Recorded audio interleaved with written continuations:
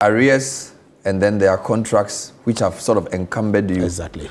But that is not all. Okay, there's more? That's not all. This excludes debt at the statutory fund level. Okay. So you have road fund owing about 5.5 billion cedis. Outside this MDA Outside thing you this said? MDAs. Because they are statutory funds, they are not just an MDA. So road fund owes people 5.5 billion? 5.5 billion. Then you have the likes of Get Fund. You have the likes of, what do you call it? DACF. This is Assembly Common Fund? Yes, they have their own debt. I see. Then Cocoa Board, ECG. Cocoa Board owes 32 billion cedis. Wow. ECG owes 68 billion cedis. They owe who? They owe contractors. Who have done work? Who have done work. So they should pay them, but that's not your business. If ECG owes them, are you ECG? Well, in the program, in the IMF program, they classify Cocoa Board and ECG as part of central government. But ECG and Cocoa Board say they can't pay? Oh, no, you know ECG's situation. ECG's situation is so bad. It's so bad that they are supposed to collect the power that they consume. Mm-hmm. Unfortunately, they buy the power. They are supposed to sell the power to consumers like yourself, collect the money, and pay.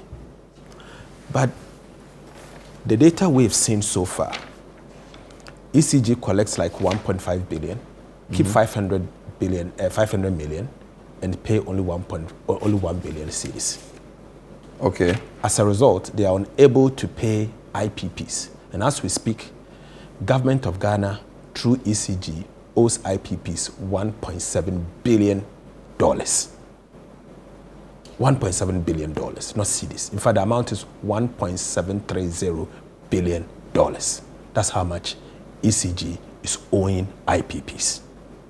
So, coupled with the 1.7530, they also owe suppliers another 68 billion cedis. Hey, what is going on here? So let me get this straight. 67 billion in arrears, MDAs, 195 billion in contracts across various departments. ECG owes 68 billion cedis. Correct. Cocoa Board 32 billion. 32 billion. Road Fund 5.7 billion. 5.7. IPPs 1.7. $1.730. Okay, but that's fine. Yes. But usually when you talk about an economy is good or bad, I understand the issue of owing and cash flow, but there are other issues, right? So for example, your predecessor minister said he left you with $8 billion worth of gross reserves. And that when you left in 2016, you left with 6.7, but he's living with 8 billion. That's point number one. Point number two, Can I address the point? Oh, you want to take it one by one? Okay. Yes. So first of all, he's talking of gross reserves. Yeah. So gross reserves, we use it to cover imports. What was currently the gross reserves covers how many months? I think at the time it says it was 3.5 months. So 3.5, the same as 2016.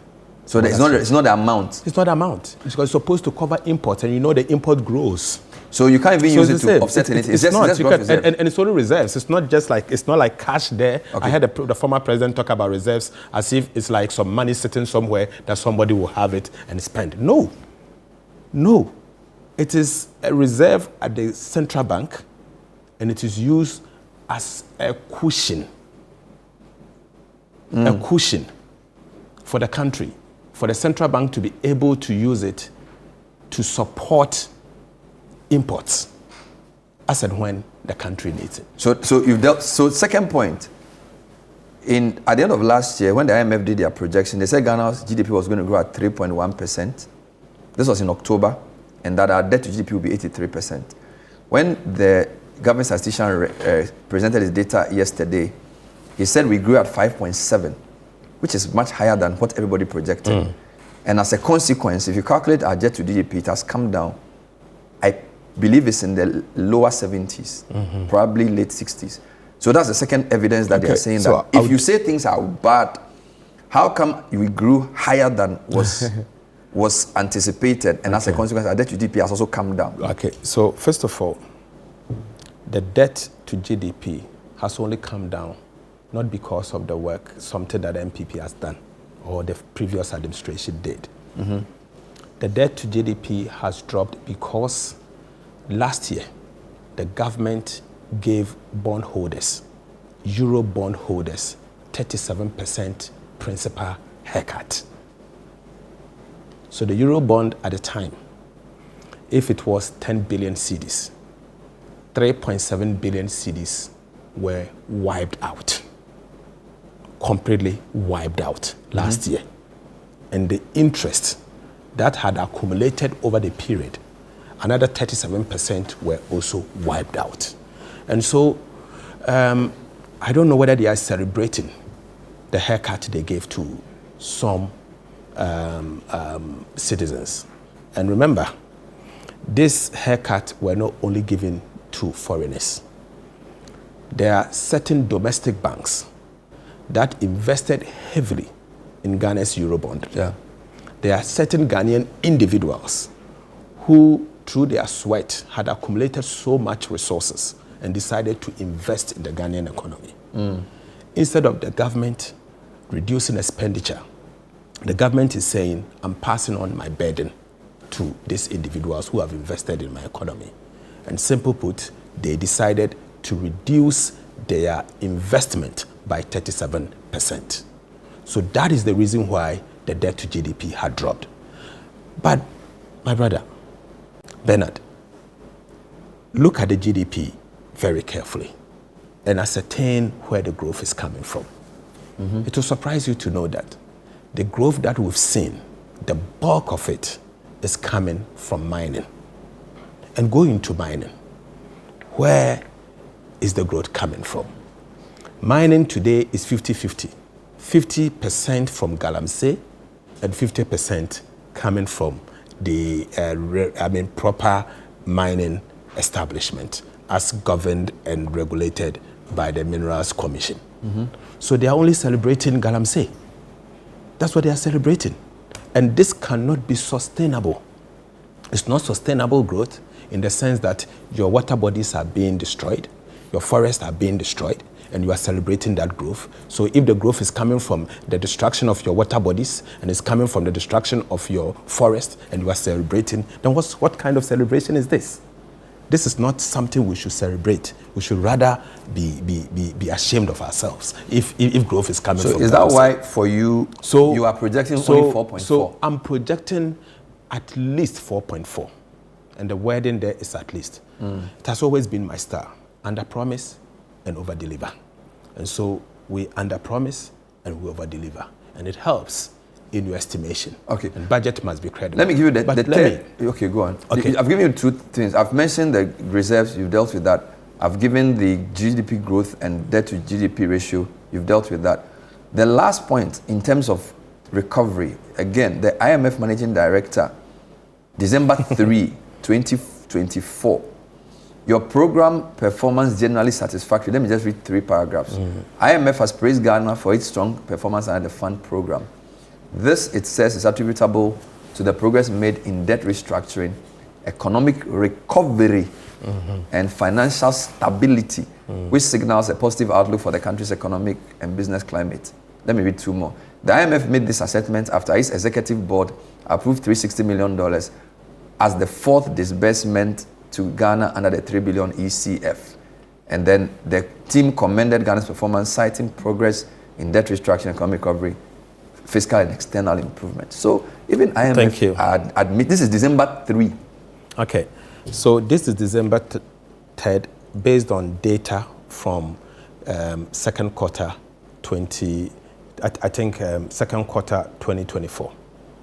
Data that were submitted because the assessment, the cutoff was in June. Are you also aware that subsequently, all the structural benchmarks, every single one of them that are due to be assessed by the same IMF has been missed by the same MPP administration. They've missed every single structural benchmark. You mean the latest? Yes, the one that they are about to assess next week, in 3 weeks. How do you know? But they haven't done that. No, but based on what I have. Every single one. So and are you the one giving them the data? No, it's the data that we'll give to them. And on the basis of that? On the basis of the data that we've seen. What are these structural gains? Give me like two. Okay, so let me start with the primary balance, which is a key QPC. We were supposed to do 0.5% of GDP. Surplus. Primary surplus. Surplus. The data that we've seen so far, they've done a deficit of 3.9% of GDP. And that is the primary anchor. That is the main anchor for the IMF program. You've missed it. Inflation. There is a monetary policy consultation clause in the IMF program. And we are supposed to do inflation. The inflation was supposed to be 15%. What is the outcome? 23.8. It has triggered a discussion under the IMF program with the IMF for us to have a conversation on the monetary policy. In fact, the third major QPC that were missed had to do with social spending. We failed, even on social spending. So all the QPCs, the three main QPCs, were all missed. And the structural benchmarks, including bills that were supposed to send to Parliament, they missed all of them. So how can you say that IMF program is on track? But let me also add this. When we took office, based on all what we have seen, and based on the data before us, at the time, we all knew the IMF program was on track. But today, the program is not on track. We have inherited an energy sector that is on its nails. Energy sector that is on its nails. An energy sector that is throwing out a shortfall, annual shortfall, of in excess of $2 billion every single year that the state must look for money and finance. In the 2025 budget, I have provisioned 28 billion cedis, 28 billion cedis to support the energy sector. If we had failed to do that, the energy sector by end year would have seen difficulties, problems. And this is something we inherited. That is not the energy sector they inherited. But let me come in again. The problems we face as a country is not only the debt that they have left us, but it's also because of the repayment that we have to make. Remember, the MPP borrowed so much from the external bond market. Aside the borrowing, they failed to build buffers, both domestic resource, Ghana cedi buffers and dollar buffers to repay this debt. When we were leaving office in 2016, you left behind $319 million in the sinking fund and 430 million cedis in the cedi buffer account. They left $64,000 and 143 million Ghana cedis. Are you serious? I'm telling you. I have the bank statement. Repeat that whole thing. Okay, let me compare. Repeat the whole thing. You said when we were in office, and when President Mahama was leaving office in 2016, he left dollar amount for debt repayment, $319 million. In the sinking fund? In the sinking fund. They left behind $64,000. I repeat, $64,000 as against $319 million. Meanwhile, they had borrowed so much, but they failed to plan to pay. Why won't we develop? Why won't we default? Then another one. In the CD account, debt service reserve CD account, they, MPP, left behind 143,000 CD, 443 million CDs. We left 430 million CDs. 143 minus 430. Or against 430. Are they the only two accounts? And these are the two accounts as buffers for the Republic of Ghana. These are the two accounts as buffers. We need to take a break and think about this properly. When we come back, the next round of questions will focus on, okay, so if things are this bad, why are you promising so many things? You've already reduced taxes. Now take you to the debt. Oh, you haven't even finished? No, I'm not done. I have to give you the details of the debt. Me too, I have time. We'll come back. Stay with us.